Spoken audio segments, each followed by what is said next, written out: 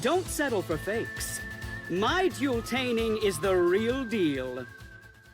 Hey everyone, Spec Lords! We got new skill changes that have been announced today and are going to be implemented in like 2 weeks. So this comes off the heels of the latest change to the ban list, which was like announced 3 weeks ago, was implemented last week. So Konami, great job of properly updating your player base and making sure that all these changes go live together in a way that doesn't completely change the way the game is played for absolutely no reason. Skills that are getting changed: the Speed Druid, Chronomaly, and Time Lord skills are getting buffs. Raging Pendulum is finally getting nerfed.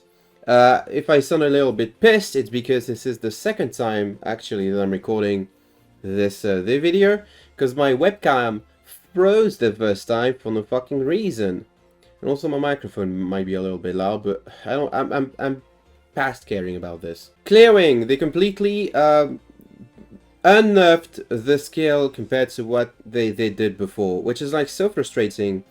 Speed Druid is like the deck that spent the least amount of time on the ban list ever. Like they put double yo-yo to 2, and then the new ban list were like, oh well, actually no, let's not do that. I don't get what's the point of like completely nerfing a deck, including the skill, but then walking back on it. Like, I get that Konami expects this deck to be less good in the current metagame, but also, like, they keep doing it, right? They did it with Mech Lords, they did it with Phantom Knights. It's like, maybe don't walk back your decisions after a couple of months. Maybe keep using the ban list system that you've implemented in better ways. And also free Infernoids. Gateway to the another dimension. You don't have a minimal number of chronomalies to play anymore, which means that you can play just the best 9 chronomaly monsters and call it a day. I guess you can even play 8. Yeah, it's still gonna be pretty good. I don't know. I kind of like this change. Chronomaly isn't now like necessarily a very powerful deck, and this isn't gonna make it more viable competitively, but it's a fun deck that has a fair number of fans, a very known and rather low ceiling, and yeah, sure, Chronomaly W. Time Lords, you get to use the second part of the skill without having to wait a turn. That's cool for Time Lords, I guess. Again, not one of these changes that makes the deck more relevant competitively, but it's a huge W for annoying people. Raging Pendulum, here we go. You're no longer getting a free level 4 to your hand after you've activated the skill.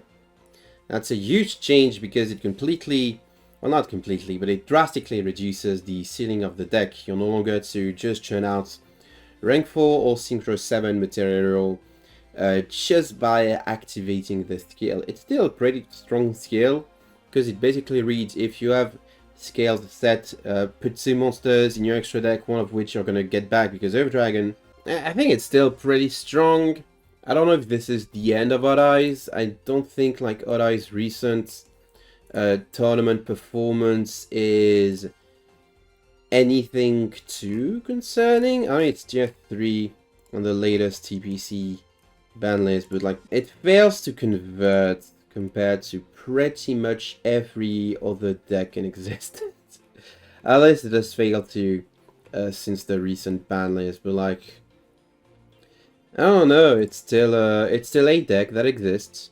The skill was still overall a mistake in my opinion, in the sense where I don't think a skill should like completely replace the way a functioning strategy works. And know that I said functioning because like don't think like stuff like BLS was functioning properly before. Like the previous skill, the Xian Magician skills, that already plussed you and was already like pretty decent, but this one had restrictions regarding what you could play. right? This skill can only be applied if you begin the duel with a deck that contains at least 5 level 4, 5 level 7s, and no monsters other than Performer Pals, Odd Eyes, or Magician Pendulum monsters. Add this restriction for the main deck being on Raging Pendulum, we would not have had to deal with like stuff like Allies Orcust, Allies Magistus, Cosmol Dark Lady in Allies, which is like not the most problematic thing to ever happen, but it is a clear indicator that like if there is a small enough package to be used in these kind of decks, like people are gonna use it, and Raging Pendulum would have continued to be a problem skill for future additions to the game. So like I'm glad that they're finally acknowledging that Raging Pendulum was a problem skill, but they only did so after like putting 1, 2, 3, 4 cards of the deck on the ban list and refusing to address the main issue with the skill, which is like the insane versatility that it was given. I also have this issue with the BLS skill, right? The BLS, it's very cool that BLS was playable in a way that like actually incentivized you to play the Chaos Envoy as well, because like this archetype is like very schizophrenic when it comes to design decisions. Like, we're a ritual-oriented archetype. We also care about light and darks, even though all of our ritual monsters are Earth for some reason. But the skill allowed you to like play with the ritual monsters and use the envoys as well to get your playstyle. So it was fine. My biggest gripe, well, I had two gripes with it. First, the best deck of any format shouldn't be allowed to also play limit of 3 staples. You know, that's a bit too powerful.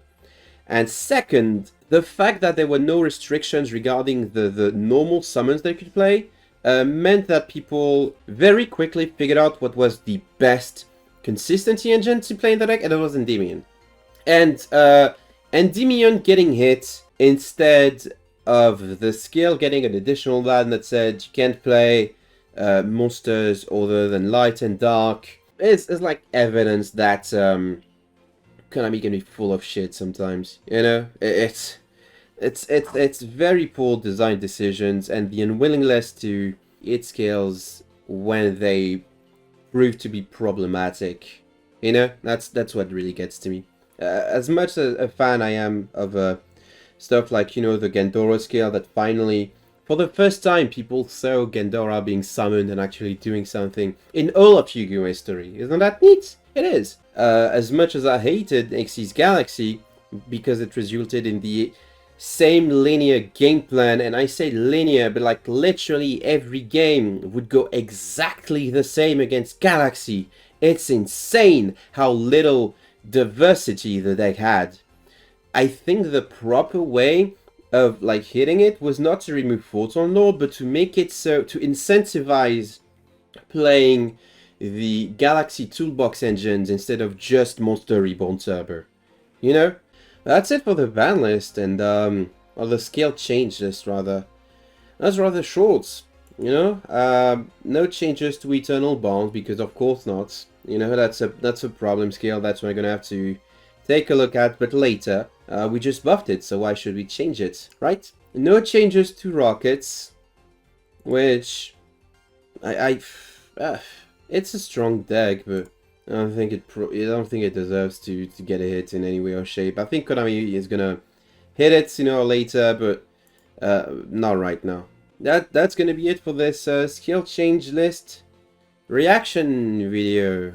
Hope you can tell that I am not really pleased or disappointed with the changes in this list.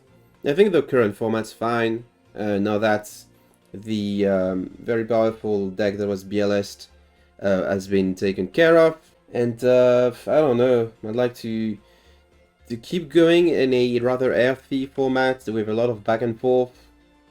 Can't wait for the next deck or series of cards that are gonna completely ruin this balance of the game. And I don't know, I'm just gonna play more Magic the Gathering when that happens. Thank you for watching this video, everyone. I promise to make better videos very soon. And I'll see you guys and gals in Non-Binary Pals next time.